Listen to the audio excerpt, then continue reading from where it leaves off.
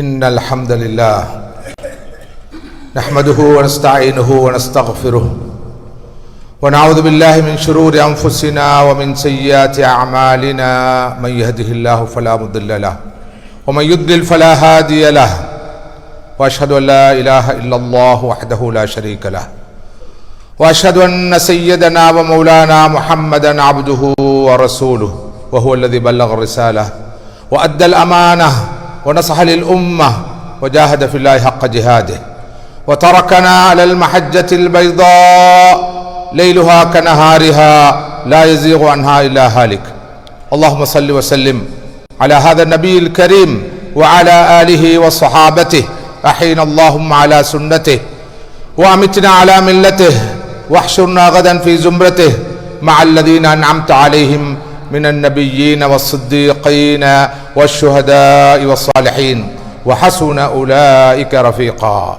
أما بعد فيا عباد الله أوصيكم وإياي أولا بتقوى الله. عباد الله قال تعالى وهو أصدق القائلين أعوذ بالله من الشيطان الرجيم بسم الله الرحمن الرحيم ألف لام ميم ذلك الكتاب لا ريب فيه هدى للمتقين الذين يؤمنون بالغيب ويقيمون الصلاة ومما رزقناهم ينفقون والذين يؤمنون بما أنزل إليك وما أنزل من قبلك وبالآخرة هم يوقنون أولئك على هدى من ربهم وأولئك هم المفلحون. அருளாளன் அன்புடையோன் அல்லாஹ்வுடைய திருநாமத்தால் இந்த குத்பா பிரசங்கத்தை ஆரம்பம் செய்கின்றேன். அகிலங்களை படைத்து பரிபாலித்து ரட்சித்து காப்பாற்றுகின்ற அல்லாஹ்வுக்கே எல்லா புகழும் உரித்தாகட்டும். ஸலவாத்தும் சலாமும் முஹம்மது முஸ்தபா ரசூலுல்லாஹி ஸல்லல்லாஹு அலைஹி வஸல்லம் அவர்கள் மீதும் அவர்களுடைய கிளையார்கள் தோழர்கள் அன்னாரை பின்பற்றி வாழுகின்ற நல்லடியார்கள் அனைவர் மீதும் உண்டாவதாக. அல்லாஹ்வுடைய நல்லடியார்களே, இஸ்லாமிய சகோதரர்களே, தாய்மார்களே, அல்லாஹ்வை பயந்து அவனுக்கே வழிபட்டு அவனது சட்டதிட்டங்களையே வாழ்வின் எல்லா சந்தர்ப்பங்களிலும் ஏற்று வாழுமாறு முதலில் எனக்கும் அப்பால் உங்களுக்கும் நான் நல்லுபதேசம் செய்கின்றேன். அல்லாஹ்வுடைய நல்லடியார்களே, இஸ்லாமிய சகோதரர்களே, சகோதரிகளே, இந்த ஆண்டு ரமதானை சந்திப்பதற்கும் அதன் இறுதி பத்தை அடைவதற்கும் அதனுடைய கடைசி ஜும்மாவிலே பங்கேற்பதற்கும் அருள் பாலித்த அல்லாஹுக்கே எல்லா புகழும். அல்ஹம்துலில்லாஹ் சும்ம அல்ஹம்துலில்லாஹ். அல்லாஹ்வுடைய நல்லடியார்களே, இஸ்லாமிய சகோதரர்களே, தாய்மார்களே, ரமதான் மாதம் என்பது பசியை, தாகத்தை, பசியினதும் தாகத்தினதும் கொடுமையை விதிவிலக்கில்லாமல் நாம் அனைவரும் அனுபவிக்கின்ற ஒரு காலம். வறுமை எவ்வளவு கொடியது என்பதை நடைமுறையிலே அனுபவ ரீதியாக நாம் அனைவரும் உணர்கின்ற ஒரு பருவம். மதிப்புக்குரிய சகோதரர்களே, சகோதரிகளே, நானும் நீங்களும் நாகரிகமான ஒரு உலகத்திலே, முன்னேற்றகரமான ஒரு உலகத்திலே, அனைத்து துறைகளிலும் மனித சமுதாயம் மேம்பாடு அடைந்துள்ள மிலேனியத்திலே வாழ்ந்து கொண்டிருப்பதாக நினைத்து கொண்டிருக்கிறோம். இன்றைய உலகிலே ஒரு பக்கம் உடற்பருமன் பிரச்சினை காணப்படுகிறது என்றால், மறுபக்கம் மிக பயங்கரமாக போஷாக்கின்மையால் வாடி தினமும் மரணிக்கின்ற ஆயிரம் குழந்தைகளையும் மனிதர்களையும் நாம் பார்த்து வருகிறோம். சமகால உலகிலே சுமார் 125 கோடி மக்கள் வறியவர்கள். அதில் 70 கோடி மக்கள் வறுமை கோட்டின் கீழ் வாழ்பவர்கள். தினமும் சுமார் 10,000 குழந்தைகள் பட்டினியினால் செத்து மடிந்து கொண்டிருக்கிறார்கள். மற்றும் ஒரு மதிப்பீட்டின்படி வருடாந்தம் 9 மில்லியன் 90 லட்சம் மக்கள் பசியின் காரணமாக மரணிக்கின்ற ஒரு உலகில்தான் நானும் நீங்களும் இன்று வாழ்ந்து கொண்டிருக்கிறோம். அதில் 3 மில்லியனுக்கும் 30 லட்சத்துக்கும் அதிகமானவர்கள் பச்சிலம் பாலகர்கள், சிறார்கள். இத்தகைய ஒரு உலகத்தில் தான் நானும் நீங்களும் உண்டு குடித்து மிதமிஞ்சிய உணவை உட்கொண்டு எஞ்சிய பெருந்தொகை உணவை குப்பை கூலங்களிலே வீசி எரிந்து கொண்டிருக்கிறோம். இதே காலப்பகுதியில் தான் நமது ஈமானிய உறவுகள் பசியினால் அங்கே பாலஸ்தீனத்திலே, காசாவிலே அனுதினமும் செத்து மடிந்து கொண்டிருக்கிறார்கள். மிருகங்களுக்கு வைக்கின்ற தீனியை சாப்பிடுகிறார்கள். அது கூட இல்லாத நிலையில் இலையையும் குலையையும் சாப்பிட்டு வாழ்கிறார்கள். பல குழந்தைகள் பட்டினியால் செத்து கொண்டிருக்கிறார்கள். இதுதான் இன்றைய உலகம். இதன் ஒரு முகத்தை பார்க்கிறோம். மறுமுகம் மிக கோரமானது. அதை நானும் நீங்களும் பலரும் பார்க்க தவறிவிடுகிறோம். இலங்கையை பொறுத்தவரையிலும் கடந்த சில ஆண்டுகளாக மிக பெரும் பொருளாதார நெருக்கடிக்கு அந்த நாடு முகம் கொடுத்து வருகின்ற காரணத்தினால் 25% முதல் 30% வறுமை கோட்டின் கீழ் வாழ்கிறார்கள். அன்றாட உணவுக்கு திண்டாடி கொண்டிருக்கிறார்கள். குழந்தைகளை பாடசாலைக்கு, பள்ளிக்கூடத்துக்கு அனுப்ப முடியாத அவலத்துக்கு முகம் கொடுத்திருக்கிறார்கள். ஒருவேளை சாப்பிட்டு இருவேளை சாப்பிடாதவர்கள் இருக்கிறார்கள். ஊட்டச்சத்து குறைபாட்டினால் 1000 குழந்தைகள் பாதிக்கப்பட்டிருக்கிறார்கள். நோய்களுக்கு சிகிச்சை பெற முடியாத நிலையில் அவஸ்தைப்பட்டுக் கொண்டிருக்கிறார்கள். இவையெல்லாம் இன்றைய உலகின் யதார்த்தம், எமது பிராந்தியத்தின் யதார்த்தம், நமது நாட்டுடைய யதார்த்தம் மாத்திரமல்ல, இலங்கையை பொறுத்தவரையிலே நம் சமூகத்துடைய யதார்த்தம். நம் சமூகத்தில் 60% ஏழைகள். அதில் கணிசமான தொகையினர் வறுமை கோட்டின் கீழ் வாழ்பவர்கள். 40% பெரும்பான்மையினர் நடுத்தர வர்க்கத்தினர். ஒரு சிறு தொகையினர் தான் வசதியோடு வாழ்கிறார்கள். அவர்களை வைத்து முஸ்லிம் சமூகம் பணக்கார சமூகம் என்று பிழையாக கற்பிதம் செய்யப்படுகிறது. மதிப்புக்குரிய சகோதரர்களே, சகோதரிகளே, தாய்மார்களே, வறுமை கொடியது. வறுமை மிக கொடியது. வறுமை ஒழிப்பை பற்றி பேசுவது, வறுமை பிரச்சினைக்கு தீர்வு காண வேண்டும் என்று சொல்வது ஒரு சமூக விவகாரம் அல்ல. அது சமூக சேவையோடு சம்பந்தப்பட்ட விவகாரம் அல்ல. அதுதான் மிகப்பெரிய விவகாரம். அது ஈமானோடு சம்பந்தப்பட்டது, இஸ்லாத்தோடு சம்பந்தப்பட்டது, நமது தீனுடைய வாழ்க்கையோடு தொடர்புபட்டது. சகோதரர்களே, வறுமை இருக்கும் இடத்திலே ஆரோக்கியமான ஈமானை எதிர்பார்க்க முடியாது. வறுமை இருக்கும் இடத்திலே மக்கள் தீனை நாம் எதிர்பார்க்கிற அளவுக்கு ஏற்று பின்பற்றி வாழ்வார்கள் என்று நீங்கள் எதிர்பார்க்க முடியாது. முதலாவது வறுமை ஈமானுக்கு அச்சுறுத்தல், தீனுக்கு அச்சுறுத்தல். காதல் ஃபக்ரு ஐ யகூன குஃப்ரா. ஃபக்ர் வந்து விட்டால், வறுமை ஏற்பட்டு விட்டால் அதனோடு சேர்த்து குஃபுரும் வந்து விடலாம் என்று சொன்னார்கள் ரசூலுல்லாஹி ஸல்லல்லாஹு அலைஹி வஸல்லம் அவர்கள். இந்த ஹதீஸுடைய நம்பகத்தன்மையில் கருத்து வேறுபாடுகள் இருந்த போதிலும் இது மேற்கோள் காட்டத்தக்க ஒரு நபிமொழி என்று அறிஞர்கள் சொல்வார்கள். ஃபக்ர் இடத்திலே குஃபுர் வந்துவிடும். உலகிலே வறுமை இருக்கும் இடத்தில்தான் மத பிரசாரம் நடக்கிறது. எங்கு ஏழைகள் இருக்கிறார்களோ அங்குதான் மத மாற்ற முயற்சிகள் வெற்றிகரமாக முன்னெடுக்கப்படுகின்றன. ஏனென்றால் வறுமைக்கு இறை நம்பிக்கை இல்லை, வறுமைக்கு ஈமான் இஸ்லாம் இல்லை. வறியவர்கள் எதையும் இழக்க தயாராக இருப்பார்கள் அவர்களுடைய ஒரு சாப்பாட்டு வேலைக்காக. ஒரு சான் வயிறு இல்லாட்டா உலகிலேது கலாட்டா. ஒரு சான் வயிறு இல்லாட்டா உலகிலேது கலாட்டா என்று ஒரு காலத்திலே ஒரு புரட்சிகர கவிஞன் பாடினான். அது முழுமையான ஒரு உண்மையாக இல்லாத போதிலும் ஒரு சான் வயிறு பிரச்சினை தான் உங்களை கூட இவ்வளவு தொலை தூரத்துக்கு அழைத்து வந்திருக்கிறது என்பதை யாரால் தான் மறுக்க முடியும்? அது மிகப்பெரிய ஒரு பிரச்சினை தான்.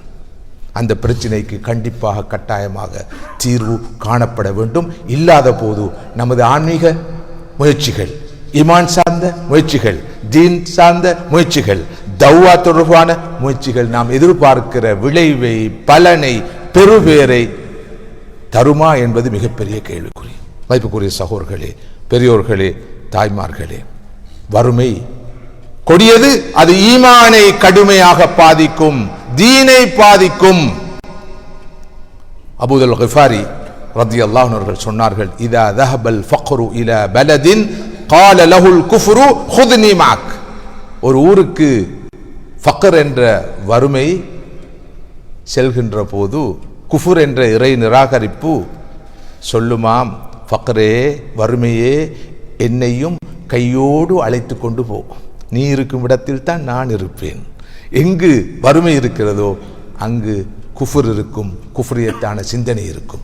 ஏழைகள் எப்போதும் இறைவன் இருக்கிறானா, அவன் இருந்தால் எமது நிலை இப்படி இருக்குமா, அவன் இருந்தால் அவன் ஏன் நியாயமாக நடந்து கொள்கிறான் இல்லை, ஏன் செல்வ பங்கீட்டிலே இந்த அநியாயம், எங்கு சமூக நீதியை காண முடியாமல் இருக்கிறது, ஒரு சாராருக்கு செல்வம் கொட்டி கிடக்கிறது, எமக்கு மாத்திரம் அது இல்லையே, செல்வத்தை வைத்திருப்பவர்களும் அதனை கிள்ளி கிள்ளித்தான் கொடுக்கிறார்களே, ஏன் அள்ளி கொடுப்பதில்லை, உனது கஜானாவில் இருந்து தானே அதனை அவர்கள் பெற்றுக் கொள்கிறார்கள், அவர்கள் அதன் சொந்தக்காரர்கள் இல்லையே, ஆனால் நமக்கு பகிர்ந்தளிக்கிறார்கள் இல்லையே என்ற எல்லா வகையான குஃப்ரியத்தான சிந்தனைகளும் நிச்சயமாக உள்ளத்தில் உருவாகும்.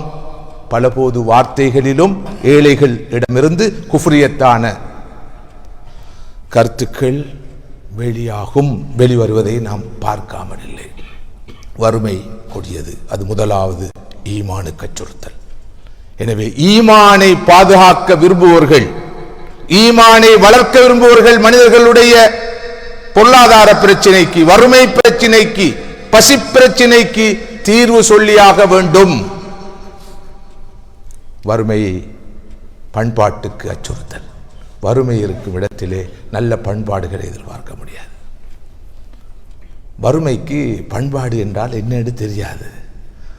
வறுமை இருக்கும் இடத்திலே வறியவர்களுடைய மனசாட்சியை விட அவர்களுடைய வயிறுதான் அவர்களோடு பேசும். மனசாட்சியின் ஒளியை விட வயிற்றின் ஒளிதான் வலிமையானதாக இருக்கும். பசிக்கு முன்னால் அவர்களுக்கு எந்த பண்பாடும் விளங்காது.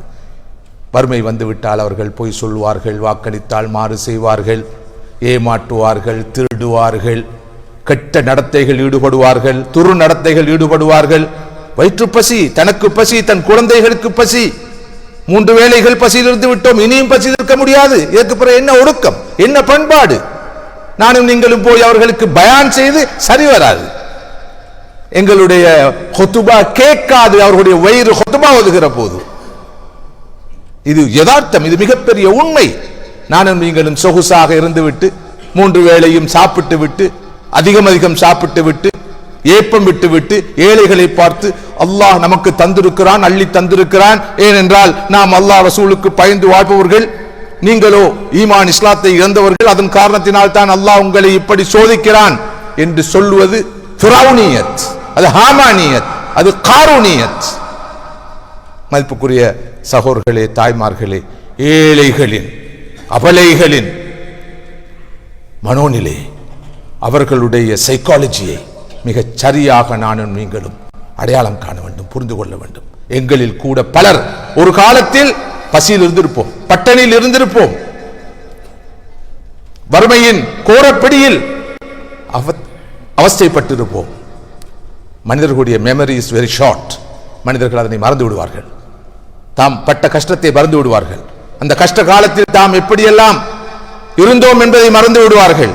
இது மனிதர்களுடைய மிகப்பெரிய பலவீனம். அவ்வாறு மறந்துவிடலாகாது, மறந்துவிடக் கூடாது. என்றும் எப்போதும் பசுமையான உணர்வோடு ஏழைகளை அரவணைக்கின்ற அந்த உணர்வு இருக்க வேண்டும். வறுமை இருக்கும் இடத்திலே பண்பாடுகளை எதிர்பார்க்க முடியாது, நல்ல ஒழுக்கங்களை எதிர்பார்க்க முடியாது, நல்ல நடத்தைகளை எதிர்பார்க்க முடியாது. எமது ஃபத்துவாக்கள், எமது பயான்கள், மார்க்க விளக்கங்கள் பெரும்பாலும் எடுபடாது. நமது நாட்டிலே இருந்து சாரி சாரியாக, கூட்டம் கூட்டமாக, நாளாந்தம் நூற்றுக்கணக்கானவர்கள் வெளிநாடுகளுக்காக உழைக்க செல்கிறார்கள். ஏன்? அதற்கு ஃபத்துவா கொடுக்கத்தான். எனக்கும் உங்களுக்கும் தெரியும். மார்க்க தீர்ப்பு சொல்லதான் எனக்கும் உங்களுக்கும் தெரியும். அவர்களுக்கும் குடும்பம் இருக்கிறது, ஊர் இருக்கிறது, இனபந்துக்கள் இருக்கிறார்கள், உணர்வு இருக்கிறது, அன்பு இருக்கிறது, குழந்தை பாசம் இருக்கிறது, பெற்றோர் மீது கிருபை இருக்கிறது, எல்லாம் இருக்கிறது.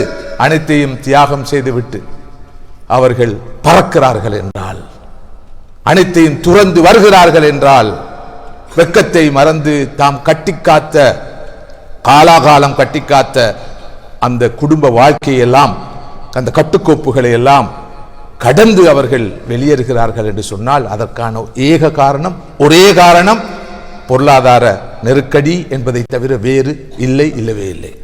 விதிவிலக்குகள் சில போது இருக்கலாம்.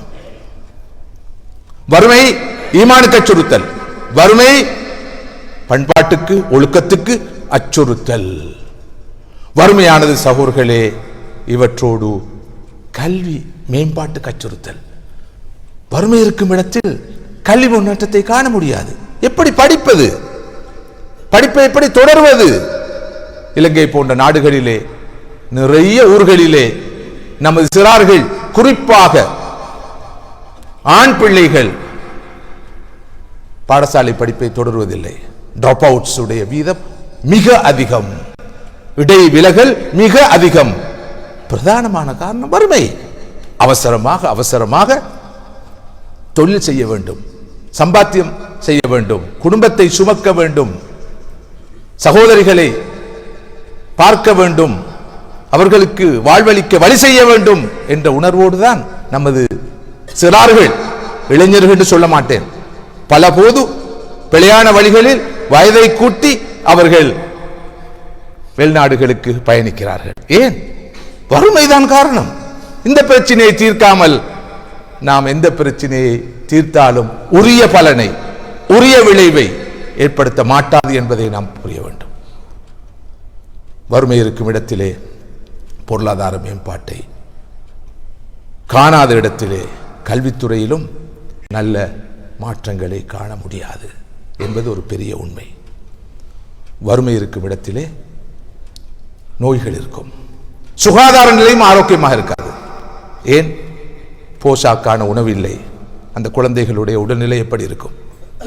நோய்களுக்கு உரிய மருந்து இல்லை, அந்த குழந்தைகளுடைய உடல்நிலை எப்படி இருக்கும்? சிகிச்சை பெறுவதற்கான வாய்ப்பு இல்லை, வசதி இல்லை. பெரும் பெரும் நோய்களை சுமந்து கொண்டு தாய்மாரும் தந்தைமாரும் வயோதிபர்களும் ஆண்களும் பெண்களும் குழந்தைகளும் ஆயிரம் பேர் வாடிக்கொண்டிருக்கிறார்கள். எத்தனை வகையான பயங்கரமான நோய்களினால் பாதிக்கப்பட்டவர்கள் சிகிச்சை பெற முடியாமல் இருக்கிறார்கள் என்பதை அங்கு களத்தில் இருப்பவன்ற வகையில் நன்கு அறிவோம். பொருளாதார பிரச்சனை காரணமாக, வசதி இல்லாத காரணத்தினால் எத்தனை உயிர்கள் அனுதினமும் இழக்கப்பட்டு கொண்டிருக்கின்றன என்பதை நாம் சிந்தித்து பார்க்க வேண்டும். இந்த ரமதான் அர்த்தமுள்ள ரமதானாக இருக்க வேண்டும். நானும் நீங்களும் ஒரு மாத காலம் பசித்திருந்து தாகித்திருந்து இரவெல்லாம் நன்கு உண்டு குடித்து அடுத்த நாள் சில மணி நேரங்கள் பசித்து தாகித்திருந்து விட்டு ஏதோ விரதம் அனுஷ்டித்து விட்டோம், நோன்பு நோற்று விட்டோம் என்று திருப்தி அடைவதில் அர்த்தம் இருக்க முடியாது. சகோதரர்களே, தாய்மார்களே, வறுமை இருக்கும் இடத்திலே சமூக கட்டுக்கோப்பை எதிர்பார்க்க முடியாது, சமூக அமைதியை எதிர்பார்க்க முடியாது.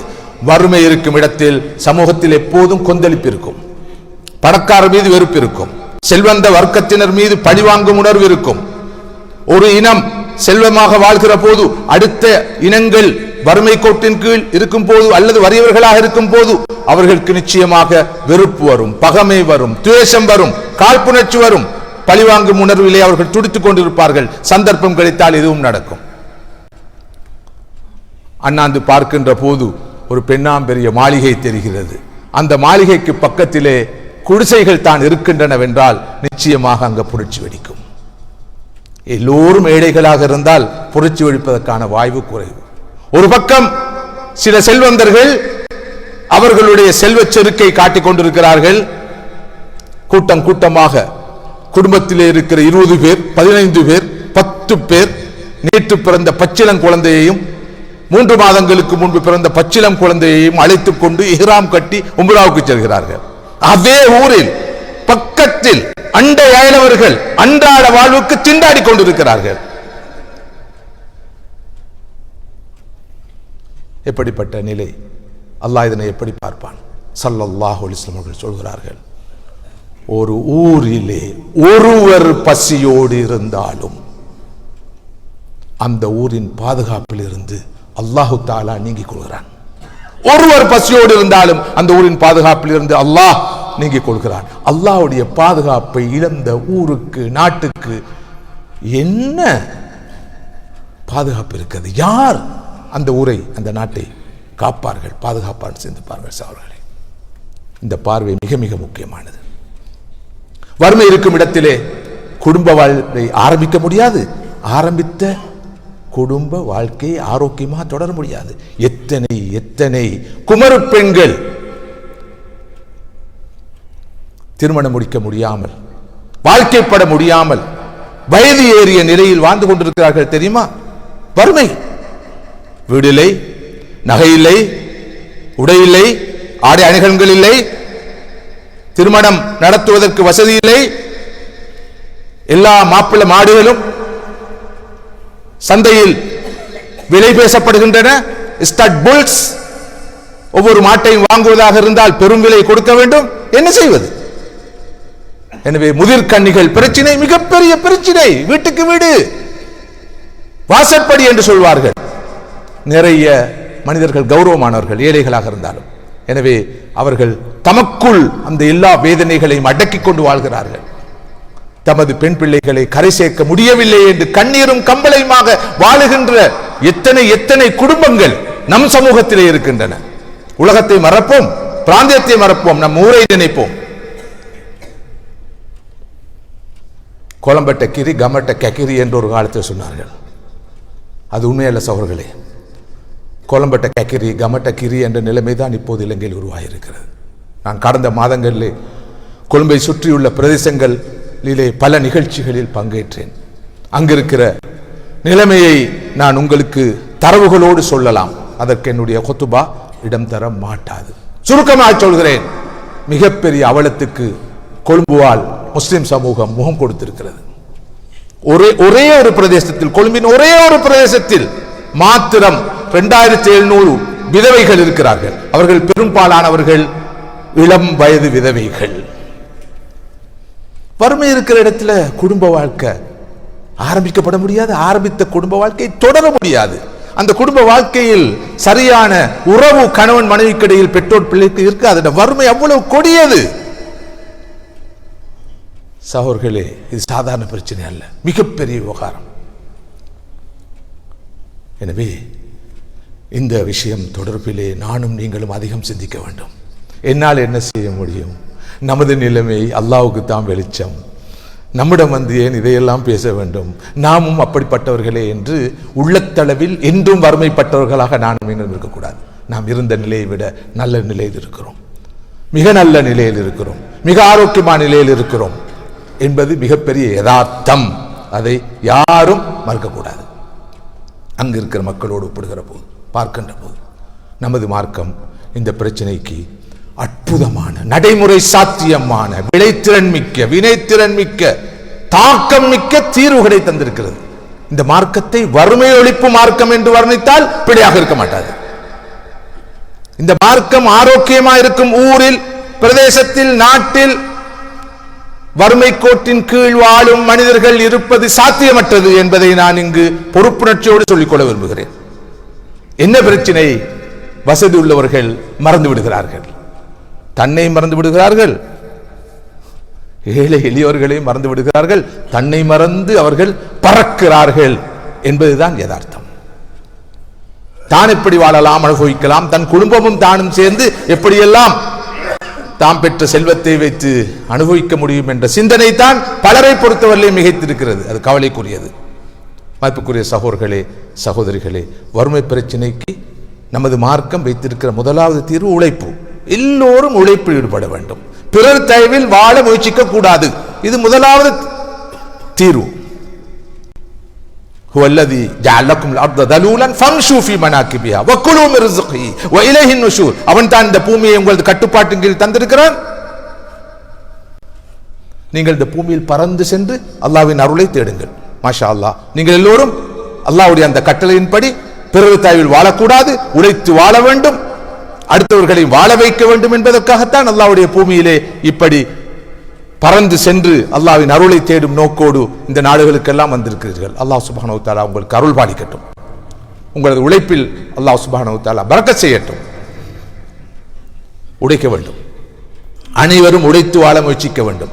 லா தஹில்லு ஸதகத்து லிகனியின் வலா லிதி மிர்ரத்தின் சவி. வசதி உள்ளவனும் உடல் ஆரோக்கியம் உள்ளவனும் ஜகாத்தை பெறுவது ஹராம் என்று சொன்னார்கள் ரசூலுல்லாஹி ஸல்லல்லாஹு அலைஹி வஸல்லம் அவர்கள். அவன் ஜகாத்தை பெறுவது ஹலாலாக மாட்டாது என்று சொன்னார்கள் ரசூலுல்லாஹி ஸல்லல்லாஹு அலைஹி வஸல்லம் அவர்கள். உழைத்து வாழ வேண்டும். தொழுகையும் நோன்பும் திலாவத்துல் குர்ஆனும் திக்ருல்லாஹ் என்றால் உழைப்பில் ஈடுபடுவது, ஃபதுலுல்லாஹ் அல்லாஹ்வின் அருளை தேடுவது. திக்ருல்லாஹ் எவ்வளவு முக்கியமோ ஃபதுலுல்லாஹ் என்ற அல்லாஹ்வின் அருளை தேடுவது முக்கியம். நீங்கள் திக்ருல்லாஹ்வில் ஈடுபடுவது போலவே பல்லாயிரம் மைல் கடந்து பல தியாகங்களுக்கு மத்தியில் அல்லாஹ்வுடைய ஃபதுலுல்லாஹ் என்ற அருளை தேடி வந்திருக்கிறீர்கள். அல்லாஹ்வின் அருள் தான் நீங்கள் தேடும் காசு, பணம், உங்களது உழைப்பு, உங்களது சம்பளம், உங்களது வருமானம். அல்லாஹ் இங்கு உங்களுக்கு அதனை பொருத்தி வைத்திருக்கிறான். எனவே இங்கு வந்திருக்கிறீர்கள், தேடி வந்திருக்கிறீர்கள். எனவே முதலாவதாக உழைக்க வேண்டும். இரண்டாவதாக சகோதரர்களே, வறுமைக்கான மிக முக்கியமான ஒரு தீர்வு இருக்கிறது. அதுதான் எமது நம்பிக்கை சார்ந்த தீர்வு. அல்லாஹ்விடம்தான் ஹஸாயின், உலக வாழ்வாதாரத்தின் பொருளாதாரத்தின் கஜானா இருக்கிறது என்ற நம்பிக்கை நமக்கு ஆழமாக இருக்க வேண்டும். வஃபிஸ் ஸமாஇ ரிஸ்குக்கும் வமா துஅதுன். உங்களுக்குள்ள ரிஸ்க் வானத்தில் தான் இருக்கிறது. உங்களுக்கு வாக்களிக்கப்பட்ட எல்லாம் வானத்தில் தான் இருக்கிறது என்று அல்லாஹ் சொல்கிறான். பூமியில் அல்ல, கம்பெனியில் அல்ல, ஆபீஸில் அல்ல, அந்த வீட்டில் அல்ல, இந்த ரோட்டில் அல்ல, வானத்தில் தான் இருக்கிறது.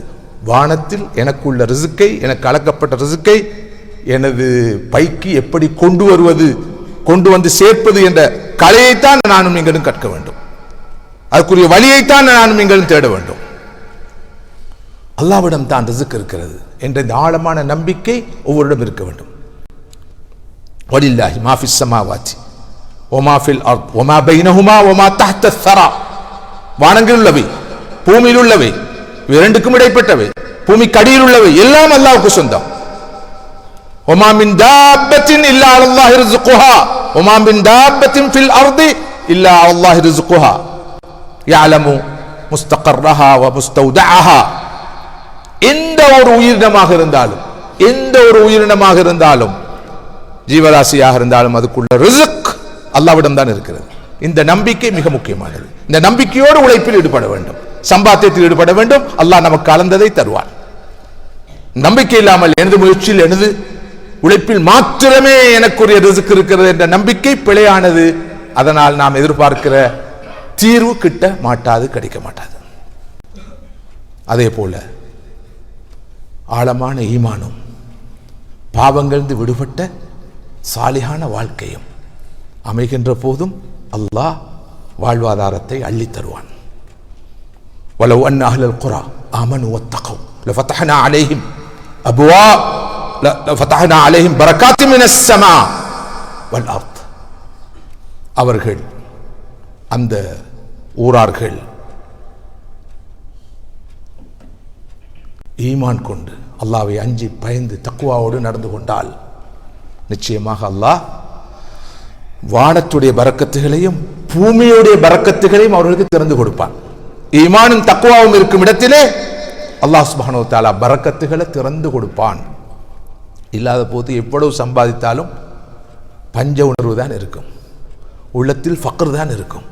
எவ்வளவு கிடைத்தாலும் கிடைக்கவில்லை என்ற உணர்வு தான் இருக்கும். அதிலே திருப்தி வர வேண்டுமா, அதிலே பரக்கத்து வர வேண்டுமா, அபிவிருத்தி வர வேண்டுமா? தேவைப்படுவது ஆழமான இந்த நம்பிக்கையும், அல்லாஹ் தான் ரஸாக் என்ற நம்பிக்கையும், ஈமானும் தக்வாவும், பாவங்களிலிருந்து விலகி வாழ்வது. செய்த பாவங்களுக்காக எவ்வளவுக்கு எவ்வளவு இஸ்திக்ஃபார் செய்கிறோமோ, தௌபா செய்கிறோமோ, பாவங்களிலிருந்து விடுபடுகிறோமோ, அந்த அளவுக்கு அல்லாஹ் அவனுடைய ரிஸ்கை அள்ளி அள்ளி தருவான். ரப்பக்கும் இன்னஹு கான கஃபாரா. நீங்கள் உங்களது ரப்பிடம் இஸ்திக்ஃபார் செய்யுங்கள், பாவ மன்னிப்பு கோருங்கள், அவன் பாவங்களை மன்னிக்க கூடியவன். யுர்சில் ஸமா அலைக்கும் மித்ராரா. நீங்கள் அப்படி இஸ்திக்ஃபார் செய்து பாவங்களிலிருந்து விடுபட்டால் அல்லாஹ் தொடர்ந்து மழையை பொழிவிப்பான். வயும்திதுக்கும் பிஅம்வாலி வபனீன், உங்களுக்கு பொருட்செல்வத்தை தருவான், குழந்தை பாக்கியத்தையும் அள்ளி தருவான், அனைத்து செல்வங்களையும் தருவான். தொடர்ந்து வருகிறது, உங்களுக்கு அவன் நதிகளை தருவான், தோப்புகளை தருவான், எல்லா செல்வங்களையும் அள்ளி தருவான். நிபந்தனை, பாவங்களிலிருந்து விலக வேண்டும், செய்த பாவங்களுக்காக பாவ மன்னிப்பு கோர வேண்டும், இஸ்திக்ஃபார் செய்ய வேண்டும். இவையெல்லாம் வறுமை பிரச்சனைக்கு நமது தீன் தந்திருக்கிற அற்புதமான நடைமுறை சாத்தியமான தீர்வுகள். இவற்றோடு சகோதரர்களே, எனக்கும் உங்களுக்கும் வேறு பல கடமைகள் இருக்கின்றன. தொழுகை கடமை, நோன்பு கடமை, சுன்னத்தான் நோன்புகள் நோக்கப்பட வேண்டும், குர்ஆனை ஓத வேண்டும், அதிகமாக ஓத வேண்டும், இரவெல்லாம் பகலெல்லாம் கல்பு குளிர கண் குளிர ஓத வேண்டும், எல்லாம் செய்ய வேண்டும். அவற்றோடு அடியார்களுக்குள்ள நிறைய கடமைகள் இருக்கின்றன. அதில் மிக முக்கியமான ஒரு கடமை தான் சகோதரர்களே, வறுமைக்கு நமது மார்க்கம் தந்திருக்கிற அற்புதமான ஒரு தீர்வு தான் சகோதரர்களே, ஹக்குல் கராபா, இனபந்துக்களை கவனிப்பது. பெற்றோர், சகோதர சகோதரிகள், அவருடைய பிள்ளைகள், மாமன்மார்கள், மாமிமார்கள், பெரியப்பாமார்கள், பெரியம்மாமார்கள், இவர்களை கவனிப்பது. இன்னல்லாஹ யஅமுரு பில் அத்லி வல் இஹ்சானி வ ஈதாஇ தில் குர்பா. அல்லாஹ் கட்டளை பிறக்கிறான். அல்லாஹ்வுடைய கட்டளை. தொழுமாறு சொல்கிறான் அல்லாஹ், நோன்பு நோக்குமாறு சொல்கிறான் அல்லாஹ். சொல்கிறான், நீங்கள் நியாயமாக நீதியாக நடந்து கொள்ள வேண்டும், அடுத்தவர்களுக்கு உபகாரம் செய்ய வேண்டும், உதவி செய்ய வேண்டும். குறிப்பாக சிறப்பாக உங்களது இனபந்துக்களுக்கு, இரத்த உறவுகளுக்கு நீங்கள் உதவி உபகாரம் செய்ய வேண்டும், அவர்களை அணைக்க வேண்டும், அரவணைக்க வேண்டும், கவனிக்க வேண்டும். இது அல்லாஹ்வுடைய கட்டளை. இப்படியான ஒரு சந்தர்ப்பத்திலே நமது உற்றார் உறவினர்கள், இனபந்துக்களில் யார் யார் கஷ்டத்தில் இருக்கிறார்கள் என்பதை சிந்தித்து பார்க்க வேண்டும். அவர்களுக்கு உதவிக்கரம் நீட்ட நானும் நீங்கள் முன்வர வேண்டும். இது இந்த ரமலான் நம்மிலே ஏற்படுத்த வேண்டிய உணர்வு, நாம் பெற்ற இந்த பயிற்சி நம் உள்ளத்திலே ஏற்படுத்த வேண்டிய மிக முக்கியமான ஒரு உணர்வு. சகோதரர்களே, பெரியோர்களே, தாய்மார்களே, வறுமை பிரச்சனைக்கு அடுத்த ஒரு நடைமுறை சாத்தியமான தீர்வுதான் அயலவர்களை கவனிப்பது. எந்த அளவுக்கு இனபந்துக்கள் முக்கியமோ, நமது வீட்டில் உள்ள குடும்பம் முக்கியமோ, இவர்கள் எல்லோரும் பராமரிக்கப்பட வேண்டுமோ, அதே போல அக்கம் பக்கத்தில் இருக்கிற அண்டை அயலவர்களுக்கு நிறைவேற்ற வேண்டிய கடமை இருக்கிறது. அவர்களுடைய தேவைகள் பூர்த்தி செய்யப்பட வேண்டும்.